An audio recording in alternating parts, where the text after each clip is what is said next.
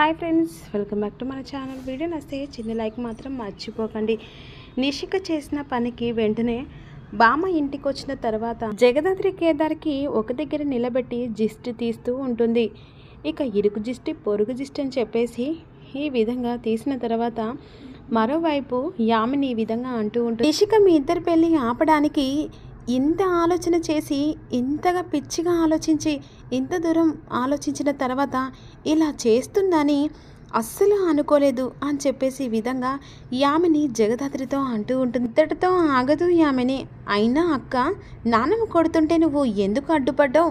4 తగిలిస్తే నిషికకు కాస్త బుద్ధి వచ్చింది కదా అని చెప్పేసి ఈ విధంగా అంటుండే. తప్పుకి బుద్ధి చెప్పాలి అనుకున్నాను కాదు, శిక్ష పడాలని కాదు సిరి అని చెప్పేసి ఈ విధంగా దాత్రి అంటూ ఉంటుంది. యువరాజ్ జైల్లో ఉన్నా కూడా అక్క మా ఇద్దరు పెళ్లి చేస్తానని ఒప్పుకుంది కదా, అది నిషి జీర్ణించుకోలేకపోతుంది అని చెప్పేసి ఈ విధంగా కేదార్ అంటుండే. అని కాదు బావా, జగదాత్రి అక్క సంతోషంగా ఉండడం దానికి ఇష్టం ఉండదు.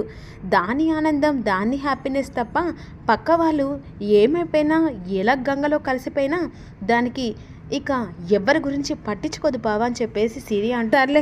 దాని గురించి ఆలోచించి పక్కన పెట్టండి, ఎల్లుండే మీ పెళ్ళి, దాని గురించి మాత్రమే మీరు ఆలోచించండి అని చెప్పేసి ఈ విధంగా యామిని అంటూ ఉంటారు. జగదాత్రి కేదార్ ఒకరి ముఖాలు ఒకరు చూసుకుంటూ ఉంటారు. సర్లే, ఎలాగైతే ఏదో ఒకటి జరిగింది, ఇప్పుడు మీ పెళ్ళి కూడా హ్యాపీగా జరగాలని చెప్పేసి ఈ విధంగా సిరి అంటూ ఉంటుంది. ఈలోపు ఇంటికి వస్తారు ఇక నిషి. వైజయంతి గట్టిగా అరుస్తూ ఉంటుంది. వైజయంతి, ఏంటి పిన్ని, ఎందుకు అలా గట్టిగా అరుస్తున్నావు? ఇంకేముందమ్మా, నా కొడుకు జైల్లో ఉన్నా మీ ఆర్భాటాలు ఇక మీ హంగామాలు మాత్రం తగ్గట్లేదు.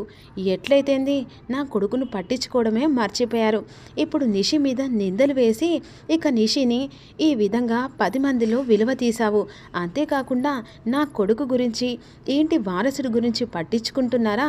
పోయే వాళ్ళ గురించి, ఇక రోడ్డు మీద వాళ్ళ గురించి మాత్రం ఆలోచిస్తున్నారు, కానీ ఇంట్లో ఉన్న మనిషి గురించి మాత్రం ఆలోచించకుండా ఇక నా కొడుకు బాధలో ఉండి నా కోడలు బాధలో ఉన్నా కూడా పెళ్ళిళ్ళు పేరంటాలు మాత్రం ఇంట్లో అంగరంగ వైభవంగా జరిపిస్తున్నారు. ఇక ఇలా అడ్డుకున్న వాళ్ళని మాత్రం నిందలు వేసి ఇక రోడ్డుకి ఈరుస్తున్నా అని చెప్పేసి వైజయంతి కౌశికిని నానా మాటలు అంటూ ఉంటుంది. పిన్ని, నిషి చేసిన దాంట్లో తప్పేం లేదనుకుంటున్నావా? అసలు పెళ్ళిని ఆపు చేయడానికే ఇదంతా ప్లాన్ వేసినట్టుంది. అయినా వాళ్ళ పెళ్ళి చేస్తుంటే నిషికేంటి ప్రాబ్లం అని చెప్పేసి ఈ విధంగా కౌశికి అంటూ ఉంటుంది. ఇక బాధ ఉండదా వదిన? నా భర్త లేని ఇంట్లో, ఇక ఇంటి వారసు లేని ఇంట్లో ఎవరో అన్నదుల పెళ్లి చేస్తూ ఉంటే నాకు ఎలా ఉంటుంది?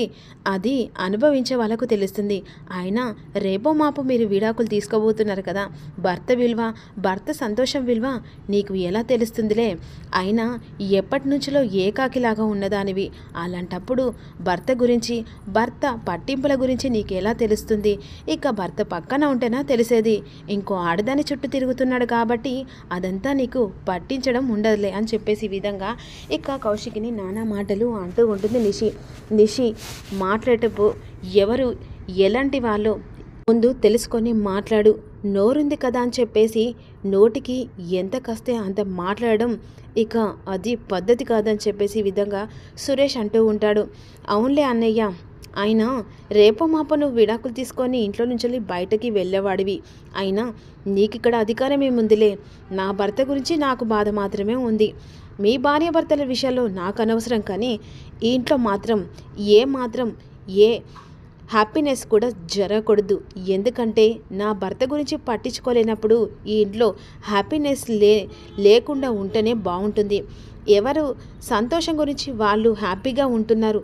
అసలు నా భర్త గురించి జైల్లో ఉన్నాడని చెప్పేసి ఒక్కరైనా పట్టించుకుంటున్నారా అని చెప్పేసి ఈ విధంగా నిషి అంటూ ఉంటుంది. నిషి, నువ్వు నోటికి కాస్త తాళమే, ఎవరితో ఎలా మాట్లాడినో పద్ధతిగా నేర్చుకొని చెప్పేసి జగదాత్రి అంటుంది. ఒసే, నువ్వు నాకు చెప్పడం కాదే, అసలు నేను ఎంత బాధపడుతున్నానో ఎవరికి అర్థం కావట్లేదని చెప్పేసి కోపంగా అక్కడి నుంచి నిషి తన రూమ్లోకి వెళ్ళిపోతుంది. అప్పుడు వెంటనే ఇక వైజయంతి ఈ విధంగా కౌశిక్తో అంటూ ఉంటుంది, అయినా ప్రతి ఒక్కరూ నా కోడల్ని, నా కొడుకును మాత్రమే అంటున్నారు.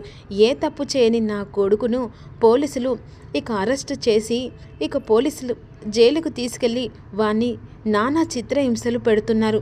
ఎవరైనా పట్టించుకుంటున్నారా?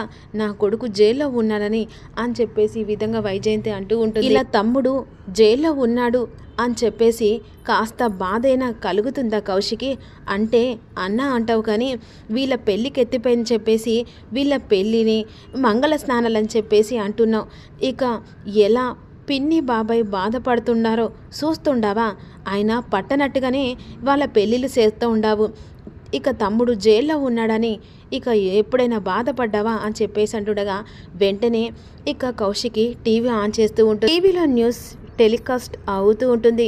వజ్రపాటి కుటుంబీకుల మీద పోలీస్ స్టేషన్లో పోలీసులు చేసిన దాడిని మనం టీవీలో చూస్తున్నామని చెప్పేసి న్యూస్ లీడర్ టెలికాస్ట్ చేస్తుండగా జగదాత్రి కేదార్ అది చూసి షాక్ అయిపోతుంది.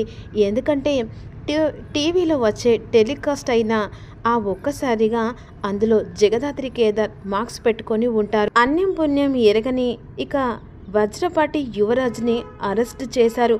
అంతేకాకుండా ఆధారాలు లేకుండా ఇక చాలా అసభ్యంగా ప్రవర్తించి పోలీసులు అన్యాయంగా వజ్రపాటి మీద ఇక అంతేకాకుండా వాళ్ళ మీద దౌర్జన్యంగా కూడా చాలా చిత్రహింసలు పెట్టారని చెప్పేసి టెలికాస్ట్ అవుతూ ఉంటుంది. పోలీస్ స్టేషన్ తీసుకెళ్లాల్సిన యువరాజ్ని ఒక ఆఫీస్లో దాచారు.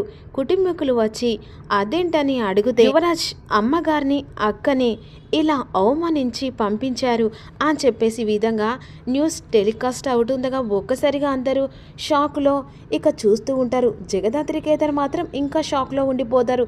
అదే సమయానికి న్యూస్ చూసిన నిషి కాస్త ఒక్కసారిగా టీవీలో న్యూస్ చూసి షాక్లో ఉండిపోతుంది. ఇదంతా పట్టించుకోలేదు అనుకుంటున్నావు పిన్ని? నా తమ్ముడు జైల్లో ఉన్నాడని నీకంటే ఎక్కువ బాధ ఉంది. నా తమ్ముణ్ణి అన్యాయంగా అరెస్టు చేసిన ఆ పోలీస్ జేడీని అస్సలకు వదిలిపెట్టను. యుద్ధం ఇక్కడి నుంచలే స్టార్ట్ అవుతుంది. పోలీస్ పవర్ ఏంటో వాళ్ళు చూపిస్తారు. ఇప్పుడు ఇక నుంచలి మీడియా పవర్ ఏంటో నేను చూపిస్తాను అని చెప్పేసి ఈ విధంగా కౌశికి అంటుండగా జగదాత్రి కౌశికి మాటలు విని ఒక్కసారిగా షాకే చూస్తూ ఉంటుంది. వదినా, ఇలా ఎలా రికార్డ్ చేశారు? అసలు అర్థం కావట్లేదని చెప్పేసి నిషి ఆశ్చర్యంగా అడుగుతుండగా అప్పుడు జగదాత్రి ఇక ఒక్కసారిగా స్లిప్పై హ్యాండ్కున్న ఇక కెమెరా వలన అని చెప్పేసి జగదాత్రి చెప్తుండగా జగదాత్రి మాటలు విని ఇక కౌశికి షాకే చూస్తూ ఉంటుంది. జగదాత్రి కాస్త జేడీలాగా ఒక్కసారిగా మాట్లాడుతూ ఉంటుంది. అంతా చెక్ చేశారు కానీ హ్యాండ్కున్న కెమెరా మాత్రం మా వాళ్ళు ఎవరు చెక్ చేయలేదని చెప్పేసి అంటుండగా అప్పుడు కౌశికి అనుమానంతో ఇది నీకెలా తెలుసు జగదాత్రి అని చెప్పేసి అడుగుతూ ఉంటుంది. జగదాత్రి మాత్రం ఒక్కసారిగా ఆలోచనలో పడిపోయి తన పోలీస్ పవర్ని ఇక కౌశికి వాళ్ళ ఇంట్లో చూపెడుతుంది. వెంటనే ఇదంతా నీకెలా తెలుసని నాకు హ్యాండ్కున్న కెమెరా ఫిట్ చేసుకొని అక్కడ రికార్డ్ చేసింది ప్రతి ఒక్కటి నీ న్యూస్లో వచ్చింది అన్నట్టుగా కళ్ళకు కట్టినట్టుగా చూసినట్టుగా ఎలా చెప్తున్నావు జగదాత్రి అని చెప్పేసి కౌశికి ప్రశ్న మీద ప్రశ్న జగదాత్రిని వేస్తూ ఉంటుంది. అప్పుడు జగదాత్రి అసలు ఎక్కడున్నాను ఆలోచించకుండా సడన్గా నో స్లిప్ అయ్యానే. అప్పుడు కేదార్ కూడా ఏంటి జగదాత్రి ఏం మాట్లాడుతున్నావు? నిజాన్ని బయట పెడుతున్నావా? ఇప్పుడు అక్క అడుగుతుంది సమాధానం ఎలా చెప్తా అని చెప్పేసి ఆలోచిస్తూ ఉంటాడు. ఏంటి జగదాత్రి ఏం ఆలోచిస్తున్నావు? అసలు నా హ్యాండ్కు కెమెరా ఫిట్ చేసుకొని అక్కడ రికార్డ్ చేసిందని నాకు మాత్రమే తెలుసు. ఇప్పటి మట్టుకు ఎవ్వరికి తెలియదు. నేను టెలికాస్ట్ చేసేంత వరకు ఇక్కడున్న ప్రతి ఒక్కరికి తెలియని విషయం నీకు మాత్రమే ఎలా తెలిసిందని చెప్పేసి ప్రశ్నిస్తూ ఉంటుంది. మరి జగదాత్రి కౌశిక్ నుంచి మళ్ళీ ఎలా తప్పించుకుంటుందో తెలుసుకోవాలనుకున్న ప్రతి ఒక్కరు చిన్న లైక్